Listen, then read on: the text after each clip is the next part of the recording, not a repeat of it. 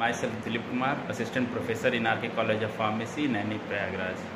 आज हम जो टॉपिक पढ़ने जा रहे हैं वो रिफ्लेक्स एक्शन। रिफ्लेक्स एक्शन हमारे बॉडी में वर्क कैसे करता है और इसके नर्व इम्पल्स जनरेट कैसे होती हैं, प्रोपेगेट कैसे करती हैं और नर्वस सिस्टम इस पर कैसे एक्ट करता है, या फिर ये इनका इम्पल्स का जनरेशन कहाँ से होता है, कहाँ तक जाता है, फिर कहाँ से आता है, उसके बाद हमारी बॉडी क्या वर्क करती है। ये रिफ्लेक्सेशन का मीन्स क्या है, आज हम पूरा डिटेल पढ़ेंगे आपके रिफ्लेक्स एक्शन के बारे में। तो स्टार्ट करते हैं रिफ्लेक्स एक्शन। तो डियर स्टूडेंट्स, रिफ्लेक्स एक्शन जैसा कि आपके सामने शो हो रहा होगा, करते हैं डिफिनीशन की बात। तो डिफिनीशन आपको डिफरेंट बुक्स में मिल जाएंगी, बट हम डिफिनीशन को आज एक सिंपल वे में आपको समझाने के लिए यहाँ एक फ्लो डायग्राम बनाया गया है, जिससे कि आपको रिफ्लेक्स एक्शन इजी गोइंग समझ में आ जाए। ठीक है, तो जब रिफ्लेक्स एक्शन की बात करते हैं तो ये क्या है, तो रिफ्लेक्स एक्शन है एक बिहेवियर चेंज है। ये बिहेवियर चेंज किस में है, एनिमल के बिहेवियर में है। अब ये बिहेवियर चेंज किसके कारण होता है, तो स्टिमुलेशन के कारण करता है। स्टिमुलेशन किसके कारण होता है, तो वो सेंसरी ऑर्गन के कारण होता है, जो कि रिजल्ट करता है आपकी एक्टिविटी में चेंज। ये किसकी एक्टिविटी में चेंज है, तो ये ऑर्गन की एक्टिविटी में चेंज है। तो ऐसे फ्लो डायग्राम बना हुआ है। तो इसको सिंपली इतना समझिए कि जो रिफ्लेक्स एक्शन है वो हमारे एनिमल के बिहेवियर में चेंज है किसी भी स्टिमुलेशन के कारण, जो कि सेंसरी ऑर्गन आपके रिसेप्टर साइड से होते हुए रिजल्टेंट प्रोवाइड करती है किसी ऑर्गन को उस पर काम करने के लिए। तो form of animal behaviour, stimulation, sensory organ या रिसेप्टर, देन रिजल्ट किस में होता है, तो एक्टिविटी ऑफ सम ऑर्गन। ठीक है, ये क्या होता है, तो रिफ्लेक्स एक्शन जो होता है आपके विल पावर की इन्वॉल्वमेंट इसमें नहीं होती। तो विदाउट इन्वॉल्वमेंट ऑफ विल, ये विल पावर है, मतलब कि आपकी आत्मशक्ति के या आत्म इच्छा के अनुरूप ये कार्य नहीं करता या उसके विरुद्ध कार्य करता है आपका रिफ्लेक्स एक्शन। ठीक है, थर्ड पॉइंट क्या है, ये स्पॉन्टेनियस होता है, ऑटोमेटिक मैकेनिकल वर्क होता है, किसके, तो रिस्पॉन्स के कारण, to a stimulus without will of animal.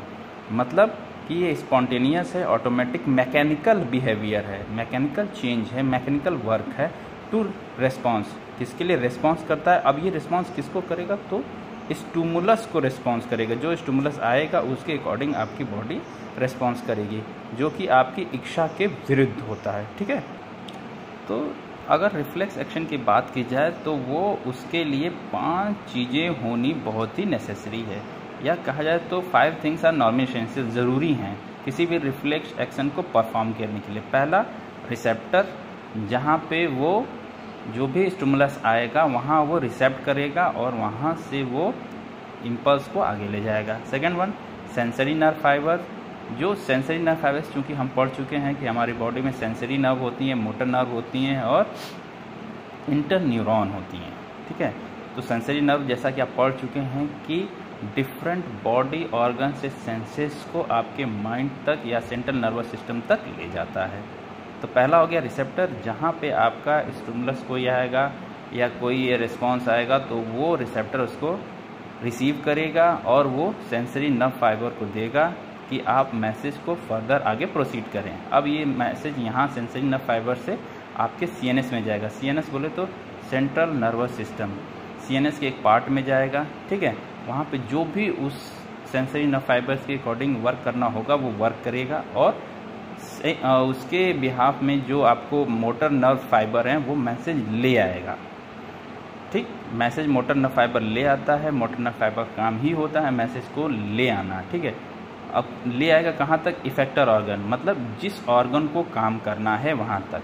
ठीक है, तो रिफ्लेक्स एक्शन कैसे काम करता है, तो रिसेप्टर पे मैसेज आता है, रिसेप्टर उसको आगे सेंसरी नर्व फाइबर को फॉरवर्ड करता है, सेंसरी नर्व फाइबर उस सीएनएस सिस्टम तक ले जाता है, सेंट्रल नर्वस सिस्टम तक ले जाता है, फिर वहाँ से motor nerve fibre, central nervous system से मोटर नर्व फाइबर मैसेज ले आता है आपके इफेक्टर ऑर्गन तक और इफेक्टर ऑर्गन उस पर वर्क करता है।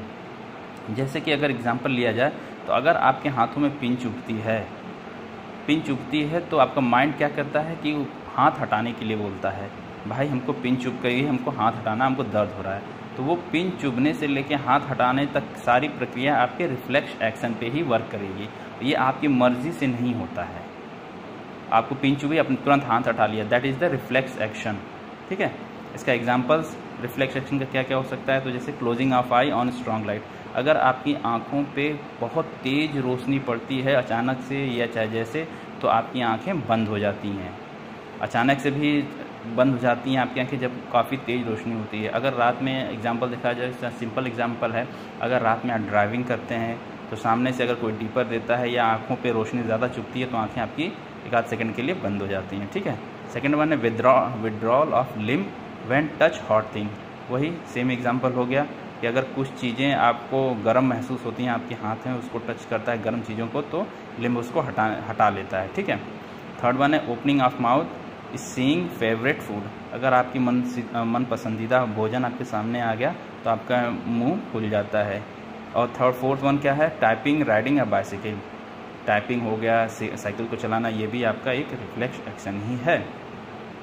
अब animal does not have any knowledge about reflex action, कुछ ऐसे रिफ्लेक्स एक्शन होते हैं जिसके बारे में ह्यूमन को नहीं पता होता है या एनिमल को नहीं पता होता है कि ये भी रिफ्लेक्स एक्शन हैं, जैसे कि पेरिस्टाल्सिस ऑफ एलिमेंट्री कैनाल, आपकी डाइजेस्टिव सिस्टम है, एलिमेंट्री कैनाल का जो पेरिस्टाल्सिस मूवमेंट होता है वो भी एक रिफ्लेक्स एक्शन है।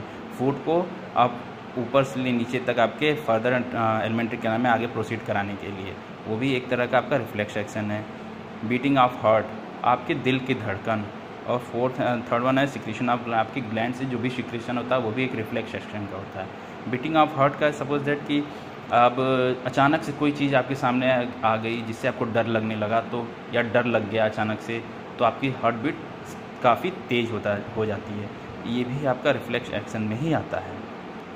अब स्टूडेंट्स बात करते हैं मैकेनिज्म ऑफ रिफ्लेक्स एक्शन की, मतलब रिफ्लेक्स एक्शन आपका वर्क कैसे करता है। तो स्टार्टिंग से देखते हैं स्टिमुलस, कोई स्टिमुलस आपका आएगा कहाँ पे, आपके रिसेप्टर पे या एक्सटर्नल बॉडी ऑर्गन पे आपके स्टिमुलस आएगा, तो रिसेप्टर उस मैसेज को लेगा और सेंसरी न्यूरॉन को पास करेगा। सेंसरी न्यूरॉन वही न्यूरॉन है जो आपके मैसेजेस को आगे फर्दर प्रोसीड करते हैं ब्रेन तक, स्पाइनल कॉर्ड तक ले जाने के लिए। ये सेंसरी न्यूरॉन्स जो हैं आपके मैसेज को ले जाता है, फिर सेंसरी न्यूरॉन से मोटर न्यूरॉन वो मैसेज कन्वर्ट करके मोटर न्यूरॉन इफेक्टर ऑर्गन तक ले जाता है और इफेक्टर ऑर्गन से वो रेस्पॉन्स करता है। ये हो गया फ्लो डायग्राम। अब इसका कैसे वर्क करता हम यहाँ देखते हैं इस डायग्राम के अकॉर्डिंग, ठीक है। तो जैसे आपको ये समझ में आ रहा होगा, ये रिसेप्टर है, रिसेप्टर मतलब कि स्किन के अंदर जो सेल्स होती हैं आपके मैसेज को रिसेप्ट करती हैं, ठीक है। ये हो गया आपका स्पाइनल नर्व दिख रही होगी, ये स्पाइनल कॉर्ड का पार्ट है। तो इसको समझते हम कि ये mechanism of action reflex action का क्या शो करता है। तो जैसे कोई भी रिफ्लेक्स एक्शन वर्क करने के लिए कोई भी रिस्पॉन्स आया तो आपके डिफरेंट स्किन सेल से वो रिसीव हुआ और स्पाइनल नर्व्स के थ्रू होते हुए जो सेंसरी नर्व्स के डेंड्रॉन हैं जो कि फर्दर नेक्स्ट एक्सॉन से जाके एक्सॉन टर्मिनल पे मिलते हैं और अपने मैसेज को वाया द सिनेप्स ट्रांसफ़र करते हैं, जो कि हम अर्लियर क्लासेस में पढ़ चुके हैं, ठीक है। तो ये जो हैं रिसेप्टर से वो मैसेज लेंगे, कौन, सेंसरी न्यूरॉन लेगा और सेंसरी न्यूरॉन उस सेंसरी न्यूरॉन के डेंड्रॉइड से होते हुए वो स्पाइनल कॉर्ड में पहुंच जाता है। अब ये क्या है जो मैसेज ट्रांसफ़र करता है, यहाँ से डेंड्रॉइड जो है वो सिनेप्स के थ्रू यहाँ मैसेज ट्रांसफ़र करेगा आपके स्पाइनल कॉर्ड में। यहाँ लिखा हुआ है एक्सॉन ऑफ इंटरमीडिएट न्यूरॉन, ये जो एक्सॉन है वो इंटरमीडिएट न्यूरॉन है। तो यहाँ से जो मैसेज आया आपके रिसेप्टर से वो ये ट्रांसफ़र हुआ आपके स्पाइनल कॉर्ड में। अब स्पाइनल कॉर्ड से फर्दर वो आगे चला जाता है और यहीं पे इंटरचेंज होता है वो मैसेज वर्क करने के लिए कि अगर माइंड से या स्पाइनल कॉर्ड से जो भी मैसेज आएगा उस रिसीविंग मैसेज पे वो फिर यही इंटरमीडिएट न्यूरॉन आगे पास कर देगा, जो कि एक्सॉन ऑफ मोटर न्यूरॉन होता है। ये मोटर न्यूरॉन मैसेज ले जाने के लिए बना होता है। कहाँ से मैसेज ले जाता है, तो स्पाइनल कॉर्ड से मैसेज ले रहा है जो कि फर्दर साइड से आता है। इसके अगेंस्ट जो आपकी रिसीव हुई है मैसेज, उसके अगेंस्ट जो मैसेज हमको वर्क करना है बॉडी ऑर्गन को, वो हमारा मोटर न्यूरॉन ले जाएगा, ठीक है। फिर ये मोटर न्यूरॉन उस मैसेज को ले जाके इफेक्टर ऑर्गन को देगा और वो इफेक्टर ऑर्गन उस पर वर्क करेगा, ठीक है। तो ये हो गया सिंपल सा मैकेनिज्म ऑफ रिफ्लेक्स एक्शन। फिर से इसको रिवाइज कर लेते हैं कि रिसेप्टर पे कोई मैसेज आया जो कि सेल्स की स्किन होती है वो रिसीव की, फिर वो मैसेज आपका सेंसरी न्यूरॉन के थ्रू होते हुए आपके स्पाइनल कॉर्ड और सेंट्रल नर्वस सिस्टम में पहुंच जाता है, जो कि अपने मैसेज को आपके सिनेप्स के थ्रू ट्रांसफ़र करता है। फिर एक इंटरमीडिएट न्यूरॉन उस मैसेज को फर्दर आगे प्रोसीड करता है और फिर उसके अगेंस्ट में जो रिसीविंग एक्शन होता है उसको लेके आपके मोटर न्यूरॉन को ट्रांसफ़र कर देता है वाया द सिनेप्स। उसके बाद वो मोटर न्यूरॉन स्पाइनल नर्व से होते हुए आपके इफेक्टर साइड पे चला जाता है और इफेक्टर ऑर्गन उस पर वर्क करता है। ओके, अब जैसा कि आप देख रहे हैं कि रिफ्लेक्स कैसे हो सकते हैं, तो रिफ्लेक्स एक्शन दो तरह के हो सकते हैं, एक अनकंडीशनल और एक कंडीशनल। अनकंडीशनल वो होते हैं जिस पे हमारा कोई कंट्रोल भी नहीं होता है और कंडीशन के अकॉर्डिंग नहीं होते हैं। जैसे कि इनबॉर्न बेबी जो होता है वो ब्रेस्ट फीडिंग करता है, उसको बताया नहीं जाता। जो इनबॉर्न बेबी होता है उसको बताया नहीं जाएगा कि आपको मिल्क कैसे पीना है, वो ऑटोमेटिकली हेरिडिटरी होता है, वो उसको पता होता है, वो वैसे अपना मिल्क लेता है। तो अनकंडीशन में क्या हो गया, इनबॉर्न जन्मजात होती है और ट्रांसमिटेड थ्रू हेरिडिटी, मतलब ये जन्मजात होती है और एक वंश से दूसरे वंश में ये ट्रांसफ़र होती रहती है, मतलब एक पीढ़ी से दूसरी पीढ़ी में ट्रांसफ़र होती है। इसे अनकंडीशनल रिफ्लेक्स कहते हैं। सेकंड वन कंडीशन क्या है, तो कंडीशन रिफ्लेक्सेस होते हैं। अब ये क्या होती हैं, ये एक्वायर्ड रिफ्लेक्सेस है, मतलब इन्हें हमें अर्जित किया जाता है, हम इन्हें सीख सकते हैं, एक्वायर कर सकते हैं अपनी होल लाइफ में।